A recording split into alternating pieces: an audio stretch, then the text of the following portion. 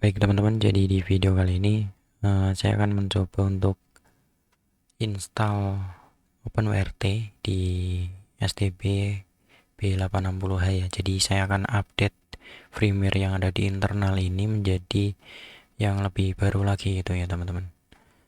Nah, dan untuk SD card-nya saya udah masukin ke sini dan di sini udah hidup ya teman-teman. Nah, ini bisa dilihat ya gitulah ya. Nah, di sini saya akan pindah ke layar laptop. Nah, ini udah masuk ke layar laptop ya teman-teman. Nah, di sini saya menghubungkan STB-nya ke laptop menggunakan jaringan WiFi. Ini teman-teman. Jadi saya terhubung ke WiFi dari STB ini teman-teman. Oke, di sini saya akan tunjukkan disk manajemennya, disk manager ya teman-teman. Nah, di sini yang disk MMC PLK0 ini adalah SD card dari firmware yang baru, dan yang eMMC PLK1 ini adalah internal dari STB ini teman-teman. Jadi ini udah dilihat, jadi ini ada partisi juga. Nah, ini ada partisi, dan yang atas ini adalah firmware yang baru. Firmware yang baru adalah yang ini teman-teman. Nah, yang ini ya, jadi saya akan install firmware yang ini ke internal dari STB ini teman-teman. Jadi langsung aja kita masuk ke sistem, kemudian ke Amlogic Service, kemudian kita install OpenWRT. Nah, di sini kita select dulu model dari STB-nya. Nah, di sini saya menggunakan B860. B860H ya. Kemudian langsung aja install. Oke. Nah, jadi di sini kita tunggu. Kita bisa update juga ya dari HP teman-teman, karena ini apa namanya, koneksinya melalui WiFi ya. Tapi jika WiFi off ya, dia nggak bisa pakai HP sih, harus pakai access point gitu teman-teman. Maksudnya colokin kabelan ke sini kemudian ke access point gitu ya. Nah, di sini kita tunggu untuk proses apa namanya ini, installing ke internalnya atau eMMC-nya gitu teman-teman.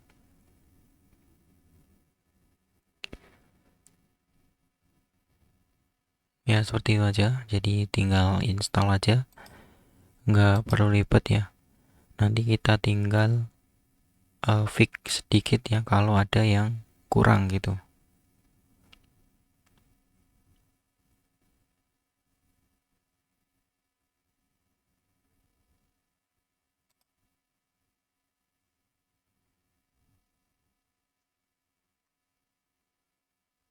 Oke, jadi di sini kita disuruh untuk melepaskan USB, kemudian cabut powernya ya. Tapi di sini saya akan cabut dulu powernya ya teman-teman.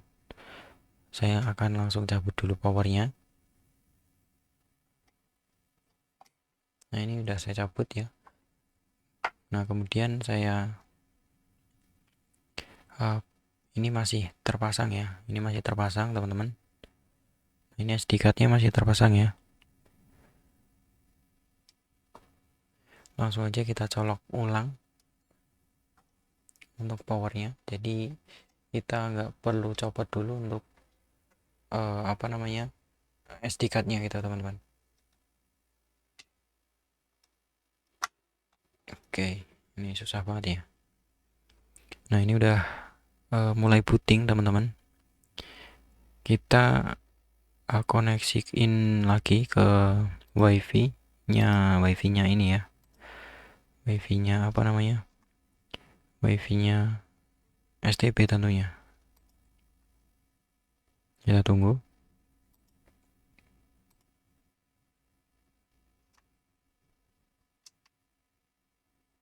Oke, di sini masih belum terdeteksi teman-teman.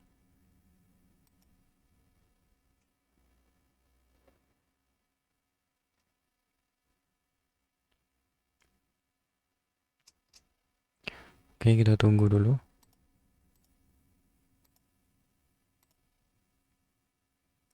Nah, di sini udah terdeteksi ya. Kita koneksikan ulang. Oke, kita login. Nah, kita bisa login ulang ya.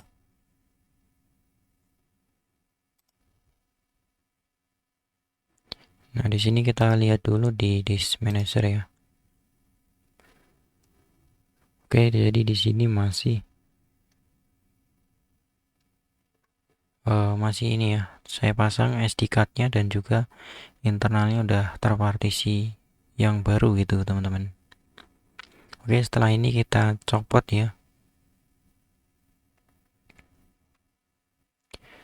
Kita copot dulu. Bentar. Nah, kita copot. Oke, kemudian kita copot ininya, apa namanya, SD card-nya, teman-teman. Oke, kita copot SD card dulu. Kemudian kita nyalakan ulang. Nah, jika ini udah langsung berhasil gitu ya. Jadi kita nggak perlu masukin lagi SD card-nya gitu. Oke, kita tunggu ya.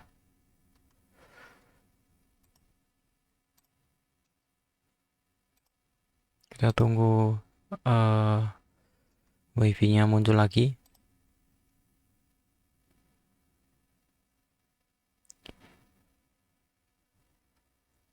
Oke, sekitar 1 menitan ya. Kita tunggu.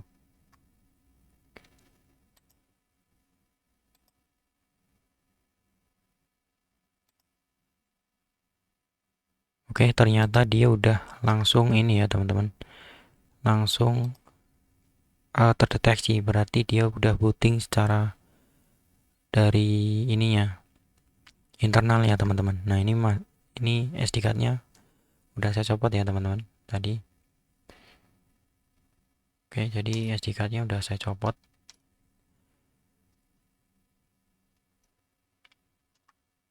Kita lihat di sini ternyata gimana ini? Kita coba. Oke, terhubung. Kita refresh ya. Kita masuk ke OpenWRT-nya. Kita lihat di disk manager. Nah, baik, di sini adalah eMMC-nya, teman-teman, atau internal dari STP-nya. Ternyata dia udah bisa langsung booting ke internal dari apa namanya? Internal dari ininya, STP-nya. Jadi kita nggak perlu melakukan yang tadi lagi ya. Jadi setelah kita install ke dalam sini, ke STP, kita copot powernya. Nah, setelah itu kita masukkan lagi powernya ya. Jadi setelah diinstal kemudian dimasukkan lagi, dicopot power, kemudian dimasukin lagi powernya, jadi biar restart gitu aja.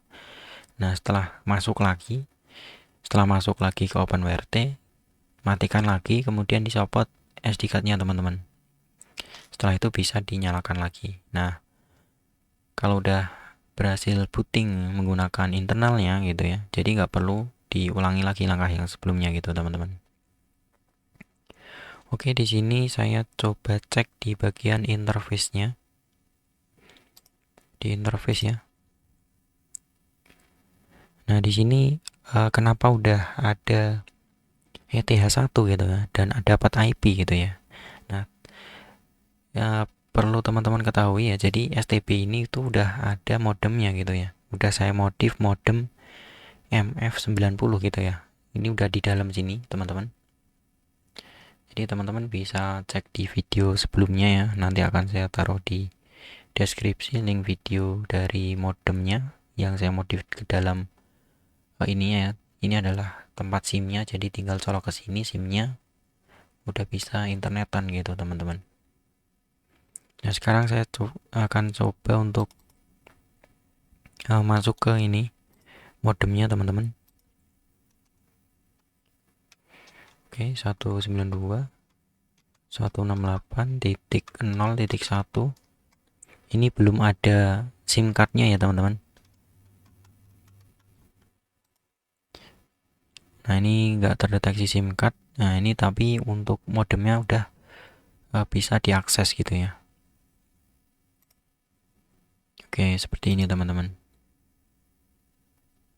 Nah, sekarang akan saya coba untuk masukin kartu ya. Jadi saya ambil kartu dulu. Uh,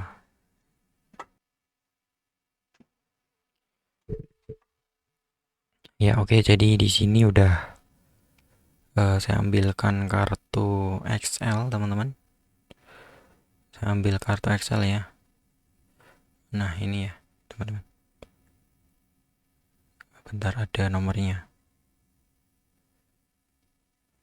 Ya udah gini aja. Udah saya ambilkan kartu XL. Jadi ini kartu ini itu bisanya tuh gini ya.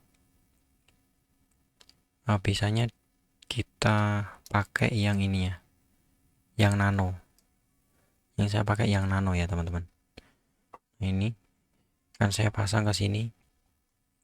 Ini saya copot dulu ya.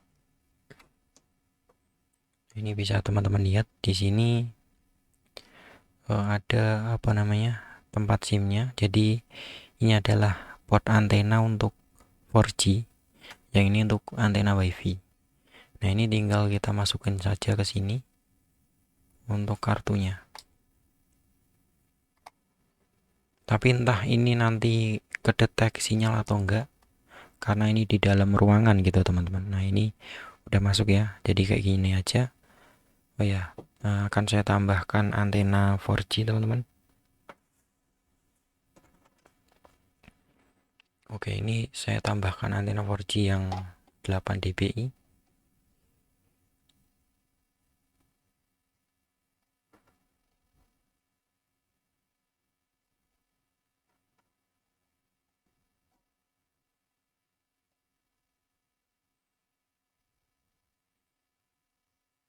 Oke, tinggal kita pasangkan aja ke powernya lagi.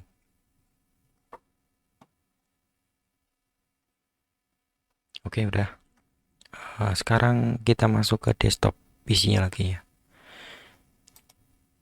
Nah, jadi ini kan restart ya. Kita sambungkan ulang ke STB-nya teman-teman.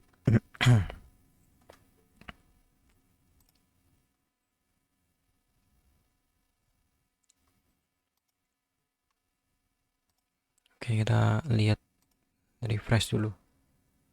Oke, di sini udah ada. Kita sambungkan.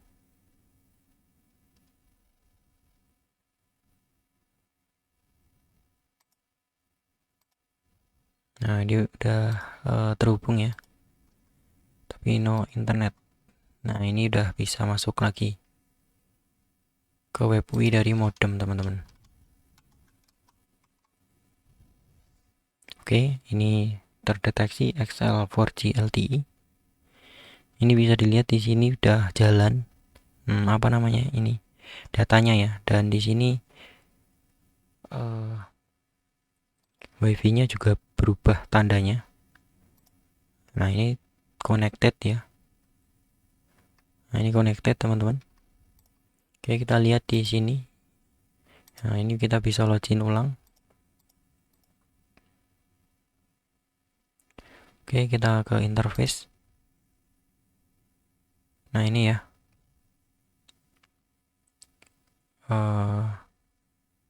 Apa ya? Oh ya, di wireless ya. Ini kita coba ganti SSID. Nah, kalau ganti SSID itu mudah banget.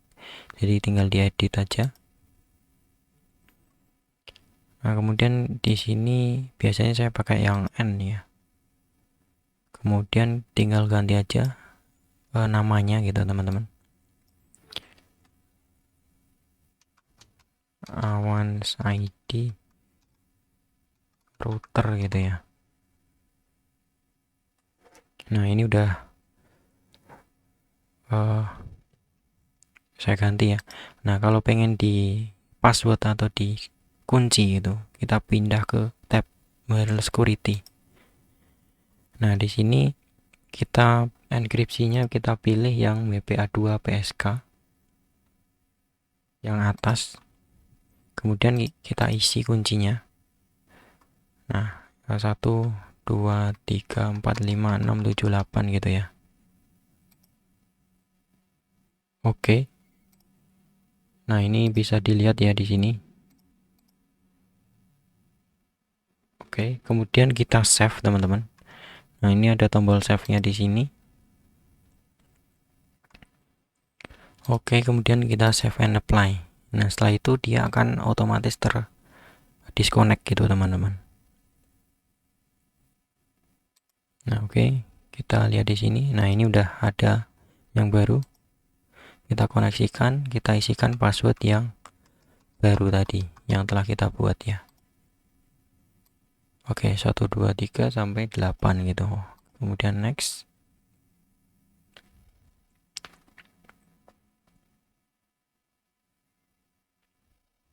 Nah, ini udah terkoneksi ulang. Dan di sini udah berubah juga ya, teman-teman. Oke, selanjutnya kita ke modem lagi ya. Kita ke pengaturan. Kita lihat di informasi kekuatan sinyalnya itu berapa dBm gitu ya.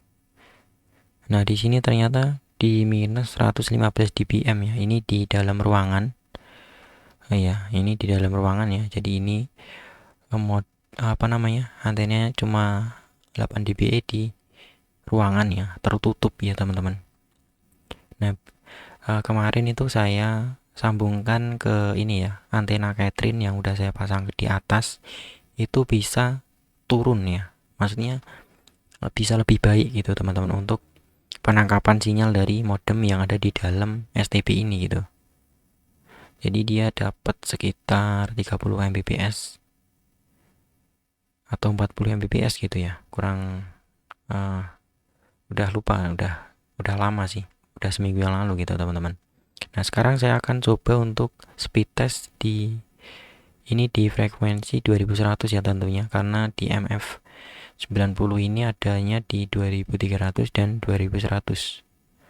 Oke, lanjut kita speed test ya. Ini pakai CBN. Oke, langsung aja kita mulai. Ini pingnya bagus sih. Ini di jam tengah malam.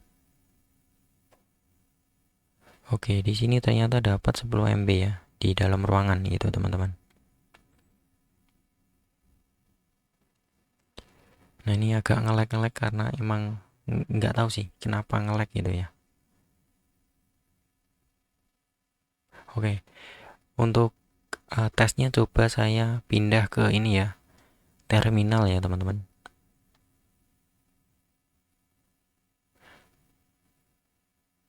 Nah, kita pindah ke terminal aja speed testnya. Oke, speed test. Oke, ternyata nggak ada speed test ya. Kita install dulu speed test dari Ookla. Speed test by Ookla ya. Kita coba install speed test by Ookla. Atau kita speed test di sini dulu.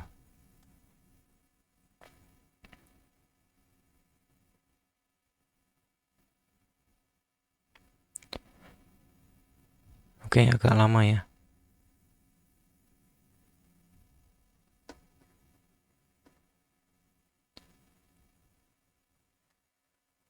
Nah, jadi dapatnya sekitar ya 10 Mbps-an ya. Ini di dalam ruangan dan sinyalnya itu jelek banget.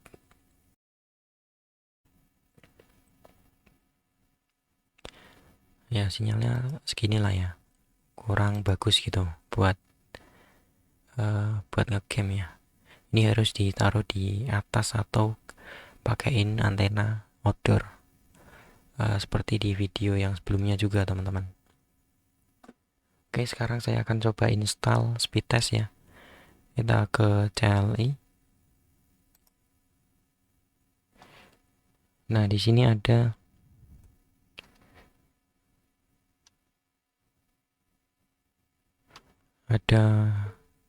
perintahnya ya, teman-teman.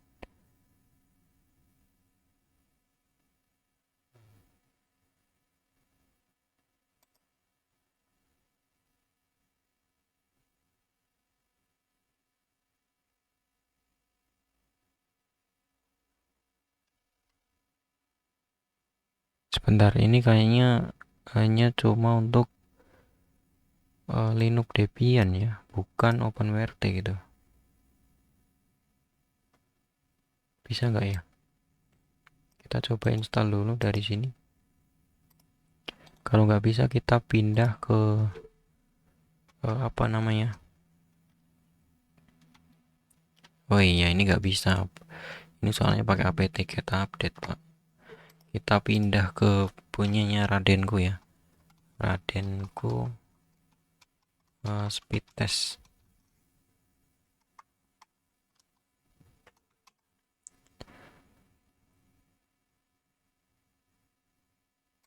Oke, di sini udah ada ya. Nah, langsung aja kita copyin yang ini, teman-teman. Copy ke sini, paste. Oke. Ntar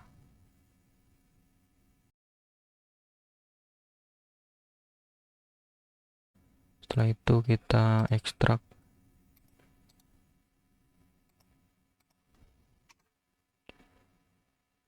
Oke, ternyata error.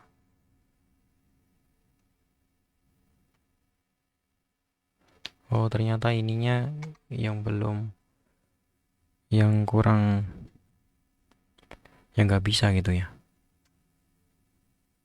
Oh, nggak bisa teman-teman.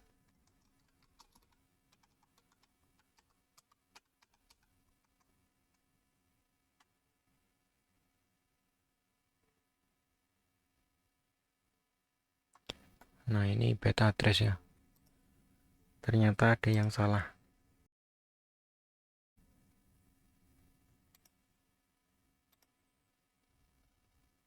Kayaknya ininya deh.